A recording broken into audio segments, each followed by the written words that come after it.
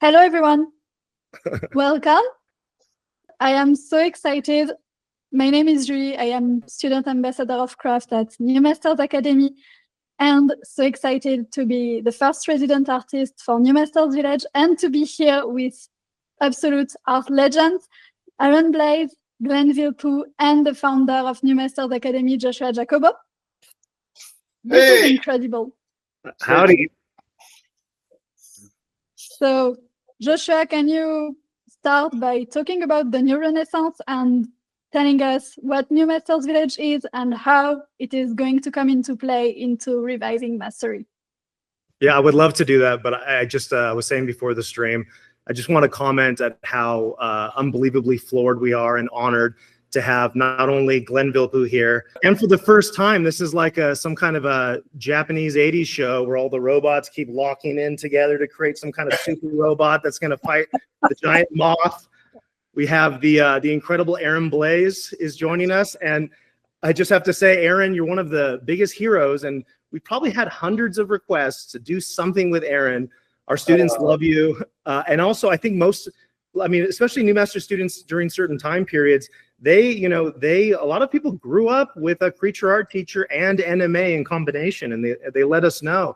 And so I just want to say on behalf of everybody, thank you for being a founding force in online art education and a force for good in so many people's lives, Aaron. Well, thank you for saying so, and it's an absolute honor to be here with you and Glenn and everybody. I'm super excited. So yeah, thank you. Things were getting drastic. We're like, how illegal is kidnapping? How do we get this man? How do we get this man in a room with Glenn and me? And yes. Well, anytime Glenn and I can get together, I'm jumping on it. So that's awesome.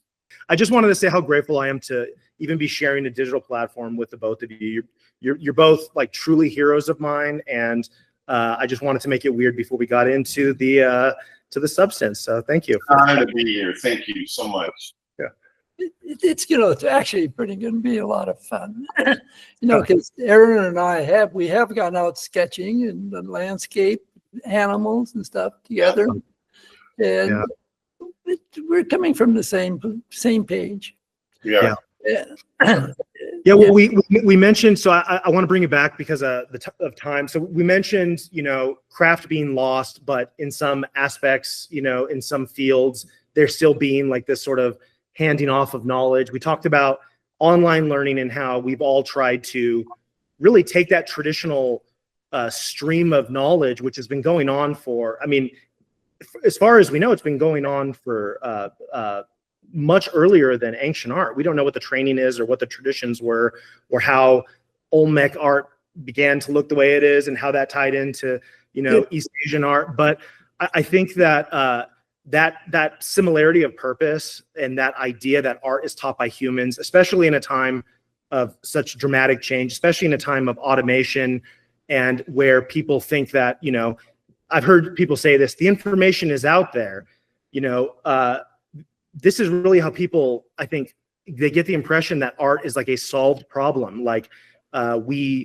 it's just a matter of you buying the right products, whether that's a book, whether that's a course, whether that's a thing, you just got to buy the right things and you're going to be inducted into this. And then I think what often happens, this is online and in person, is that students, when they really start to dive into art, they realize that they don't even understand the beginning of what the scope of this project is. And you begin to understand how little you know, and that's a sign that you're finally, getting started. But I think a lot of students have been learning online, taking advantage of these new resources. At the same time, institutions have been failing, like literally art schools are closing, or art schools that used to be, like the dream school for people around the world have like commercialized in a way and doing programs with certain governments or certain countries that they're just keeping shareholders.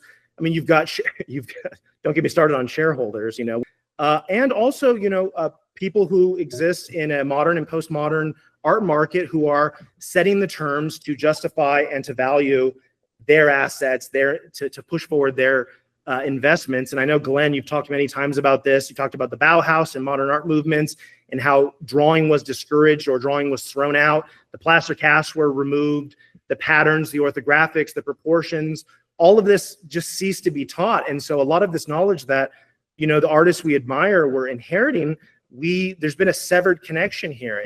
And I think that we've been trying to build a new era of learning with online. But I think that there are aspects to this tradition which happen with people, and it happens face to face, and it happens not necessarily with the consumption of media, with the downloadable. As amazing as that is, it's like the Library of Alexandria of art all of a sudden. But digital, as amazing as that is, I think that hearing from students feedback that even when they're succeeding, even when they're crushing it, and they are becoming so much stronger at art, they still feel disconnected, and they still, it's hard, and it's hard to motivate each other. And I think that just being in the same studio, being in the same building, being in the same room, being together, working together as artists, that is something that I've noticed even leaving California a few years ago, coming out here to Colorado. That is something that I missed, that I think I undervalued. I'm curious for Glenn and Aaron, I think it's a good time to take a look at what New Masters Village is like. I can't argue with that. Wait, let's put the Enough video. vagueness. Let's do it.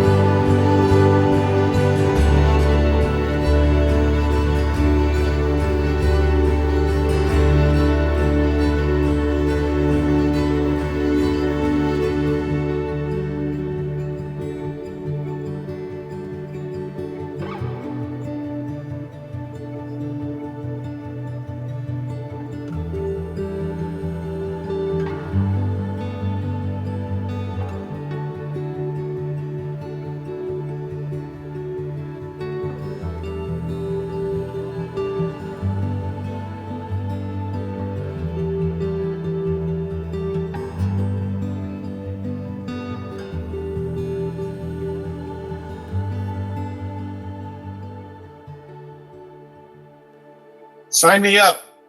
My God, I feel like that's the last thing you see before you die in your hospital. Hey, I want to go. Oh, wait a minute. Wow, great job, Michael and Robert and Caleb, everybody who had, I'm sure Thaddeus was involved, everyone who had input on that. That was really lovely. You did a great job on that. Everyone is so excited on chat, tearing up. I'm vibrating with excitement and anticipation. Wow. My heart. Can I join? That hits hard because it crosses the line a little bit in a way I'm not used to, because there's family members. My wife's in it. That's the horses. I know their names. You know, they're it's wow. Yeah. So I guess that's, you know, what is a village? What are we even talking about here? Why are we here? It's a place. It's a physical place. Some people were asking AI apparently what the village was, and AI was just making stuff up. Oh, it's another Discord server or something like that. Something like that. The village. It's a property. It's technically a property out here in southern southwest Colorado. It's a property that's adjacent to Jacobo Ranch. It is adjacent to the land where we are doing. You saw those big blocks of marble, those 40,000 pounds of marble. It's where we're doing our marble workshop. It's where New Masters Academy Studios, where we record the courses. That, I mean, it takes a long time, but the process where we actually do the recordings of the courses. We've done a few courses here already. So it's really it's New Masters Academy, the online school. It's the physical location of that now, from California to here about a few years ago, and it is where Jacobo Workshop, which is the marble workshop that my wife and I run, a monumental marble workshop. We're working on the world's largest multi-figure marble commission right now, 14 figures, full-size figures in marble. So we were like in the midst of trying to start. We're trying to start an American Renaissance, or really, there's never really been a stable marble tradition in this country at all. And there's been several European artists who have tried to start one, but so we're in the. There's a lot going on. This is there's a lot going on in this location, and now this new property, which is adjacent to the property we've been trying to get for this purpose for over 3 years now. We made our initial offer on the property 3 years ago. So this has been like this maddening secret that we've been wanting to talk to people about for a really long time. It didn't look like it was going to happen. Then things finally aligned. And so, yes, the New Masters Village is it's a location. It's a venue. It's a dude ranch. It's a place where we're going to do retreats, which like live workshops, but with special considerations. It's a place where you can come and have a creative stay. So you can literally book it as if it was a resort or if it was a hotel. As long as the dates are available, you can literally book time whenever it makes sense for you. We're going to be doing this full year round, and you can come and be part of it. You could also come to events. We're going to be doing community events, regular weekly figure drawing for the community. We're going to be doing all kinds of stuff. So there's been so much speculation. It's hilarious. We're like getting all these ideas from our community. People are like, is New Masters going to open a physical atelier or a physical full-time school where you can come to New Masters Academy? This is not that yet, but our eye is on that. Yes, we have plenty of room to build. If things are successful, we're going to keep reinvesting in this vision. So yeah, it can be a full-time school one day, but primarily it's a place for artists to come together in person, in nature. You saw from the video, so in touch with nature. We're not meeting in a big city. This isn't in Manhattan. As much as I love Manhattan, this is in a rural location where we can come together, work together, pass on knowledge as part of this tradition, make connections with other artists, and do so in an environment that is conducive to creativity, healing, self-love, and just sharing a little bit of the improvement in my life that I felt when I moved because I lived in Southern California in the greater LA area, Caleb and I, literally our entire lives.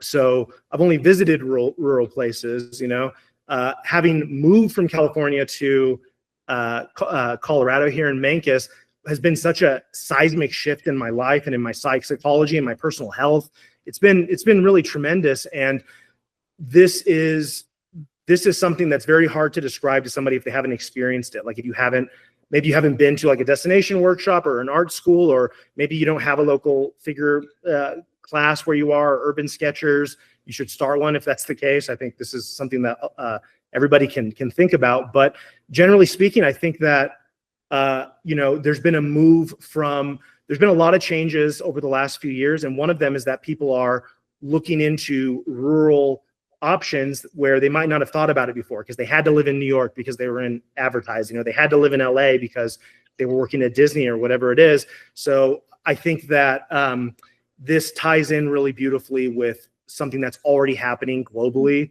and the internet and broadband and our ability to work remotely, and all of the advantages of technology, I think, can be setting us up to create new epicenters of cultural meaning, new communities that are not necessarily driven by commercial hotspots or centers of commercial activity. And that's what the Village is. That's what the Village is really about for me. So you mentioned the retreats and creative stays. What are these going to include and look like? So do we want to bring up the website maybe, so we have some visuals so we can kind of crawl through it? Does that make sense, guys? But the question was about what's actually being offered. So there's going to be a lot, but right now what's going to be ready pretty much for booking today, for those of you who are on the stream, are immersive retreats. So immersive retreats, maybe you can scroll down, Julie, or whoever's in the... Yeah. Okay, so you guys are going to get access to this website. Yeah, scroll down to that tan banner. Yeah. Yeah. So these are the options that are available for booking now. And so we've got art retreats, which people are thinking of them as workshops. They're similar. The most similar thing is to a workshop, but because of the unique properties of the venue and the mission and the team and what we're doing, they are going to feel different than workshops you've been to before. They're more like we're calling them a retreat because they're more like a holistic experience. I mean, if it includes swimming in a lake and hiking and, all these things that are extracurricular to the typical workshop scenario, as well as, having access to the studio time, to actually living and working in the same place. A lot of these elements coming together, we're calling them retreats, but you can also think of those as like workshops. Those are 5-day events with only just the absolute heaviest hitters, teachers that exist right now, and that's being evidenced here by the presence of Aaron and Glenn. We'll talk about those retreats in a minute. So those are 5-day events. Those are going to be, probably the most active time of the year for the Village. In addition to that, we have these creative stays. So the creative stays are time that you book. You come here and you are staying in one of the cabins. You're staying in one of the available options that you have, and you are.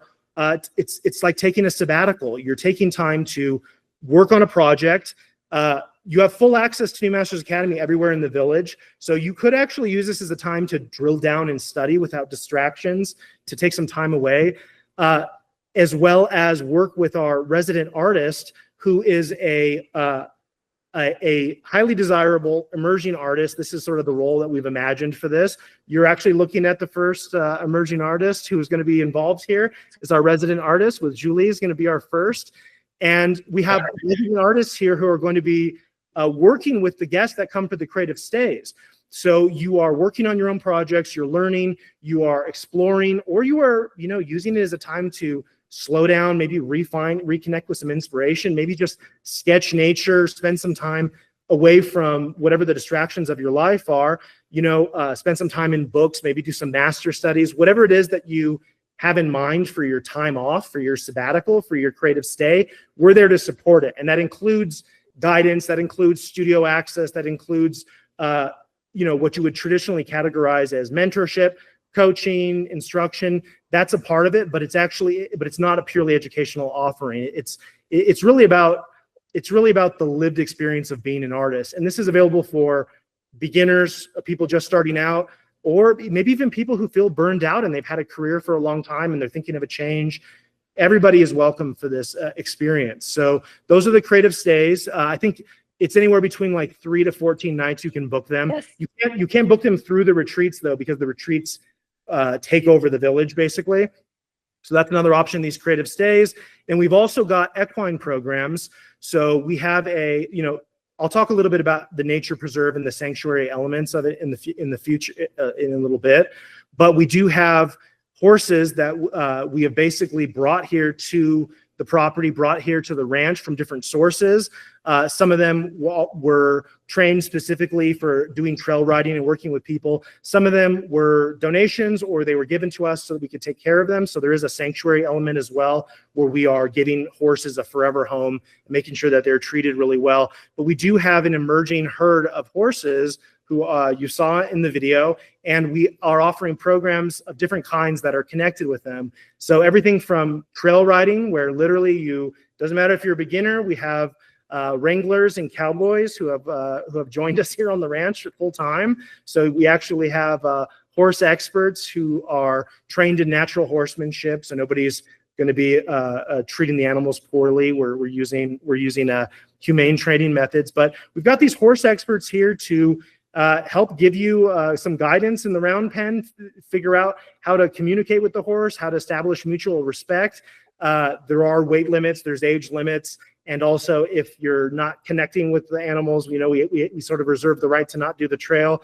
But assuming that that's going well, you then have the opportunity to take some beautiful trail rides through some of the most beautiful country I've ever seen out here, where we've actually got a canyon on the property that we can come up to the edge of, like a cliff, we can go down into and explore. We have access to public land, so BLM land that's connected to the property, so we can explore different trails. And there's also opportunities for working with the animals, getting classes, and also drawing. And that's going to be a big part of it. Is a big part of the idea of the vision here. And one of the reasons Aaron was the obvious choice for us to try to get involved is that there's going to be a big focus on nature. There's a lot of wildlife here on the property. There's migratory birds, bald eagles, wild turkeys, there's elk, there's deer everywhere. There's all kinds of natural wildlife. And also we have the opportunity, room, and we have the capacity to be able to bring animals to the village as well. And so a big part of this is going to be drawing nature and drawing animals, and the equine program is part of that. So those are the first available options for booking. We're also going to be doing a Friday figure drawing event that's going to be uninstructed figure drawing that people in the local community are welcome to join us with, and then people during the creative stays are able to attend those as well. And so it's really, we're creating sort of an ideal environment for artists to learn, advance, reconnect, heal. It's a place for you to come and feel better and reorient and and reconnect with inspiration if that's something that has been a struggle for you. And so it's not really something you can categorize. There's not another. It's not like when Aaron and Glenn and I created these things, there was lots of other things that popped up that were very much modeled on what we were doing that came before. So there's like a million clones of every. This isn't a clone of something else. This doesn't have a name. It's part Dude Ranch, part venue. It's part resort, I guess, retreat. But what we really want to do is the sky's the limit with our plans for the future. We have the capability of building. So the property itself is 60 acres. The properties connected add another 200 acres. It's a large enough space in a part of the country where you can build, and you can, you could build dorms, you could build housing, you could build buildings, we could have schools, we could have RVs.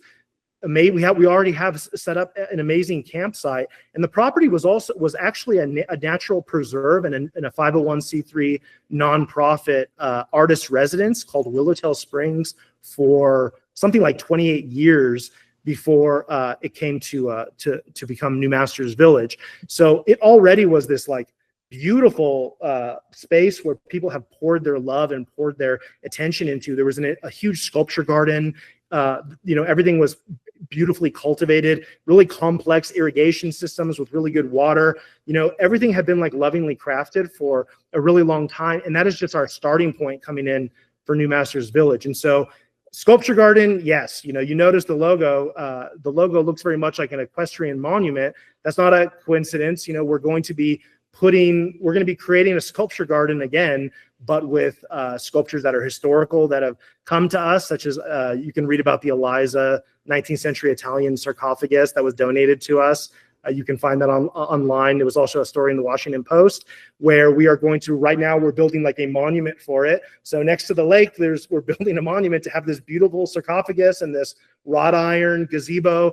Glenn, it looks like in my notes here, it looks like the first immersive retreat that we're going to be having for the New Masters Village, which makes a lot of sense that this makes sense that this should be our first. It's going to be a retreat called Figure, Form, and Story in the Wild with Glenn Vilppu. And this is really excited. I was going over the outline for this. You can, just so you know, everyone here you can read all about the details on the website. We're going to be giving you the link for that. But Glenn, it looks like you're going to be drawing the figure outdoors, which is super cool that we can do that at all. You can't actually do that most times in a lot of schools. Drawing outside with animals. No, and, Putting people on animals. and also figures in the landscape. Figures, yeah, well, figures, landscape. Yeah. The idea when you're talking about landscapes, it's not static. Yeah. I am a bit of a mystic, I'm afraid, in that the Finns, I'm a Finn, okay? It's the nature, it's the trees, they talk to me. I mean, literally. This is real. The way the leaves are taking and blowing, there's a conversation going on there. Okay, Yeah. You're drawing nature, you're drawing the figure going along with nature. When I was working at Disney, people always used to sort of say that, you draw trees like figures. But it's that organic quality within it. Well, so did Peter Paul Rubens, and so did Leonardo da Vinci, and the names of the trees. It's the trunk. Our torsos are trunk, the limbs of the trees. Like these are not superficial connections, right? Yeah. I approach drawing the figure and nature as think of it the way it grows. Think of the way a tree grows, the way it comes out of the ground. Yeah. Okay. And the way one thing moves to the next, and organic in the process that it's growing. Well, it's a figure. Now, Berkey says you start from the inside out and you build. You have to know this to take and understand the state of mind of your subject. Well, So that's horses, people, trees. It's all the same. So Aaron, both of these retreats are going to be in September. Our second New Masters Village retreat is specifically, from the sounds of it, right up the alley of what we were just talking about, which is drawing animals from life, from structure to soul, which is a really interesting word choice. Can you share a little bit about maybe just big picture, some of the concepts or some of what? Yes. I came from, I don't have a very, we were talking about Terrell Whitlatch earlier. Terrell Whitlatch has this unbelievable training and knowledge of animal anatomy. I don't come from that direction. I don't have that training, but I have spent my entire life as a kid until now, trying to learn everything I can about structure and the differences between different types of animals and that sort of thing. And so that's what we're going to start out talking about, is just the comparative anatomy between humans and animals, and how we all have the same parts generally, and they're just proportioned in different ways. And that was a big light bulb for me. And so I want to get that across. And then we're going to talk about some of the differences between different types of animals, herbivores and carnivores, plantigrade,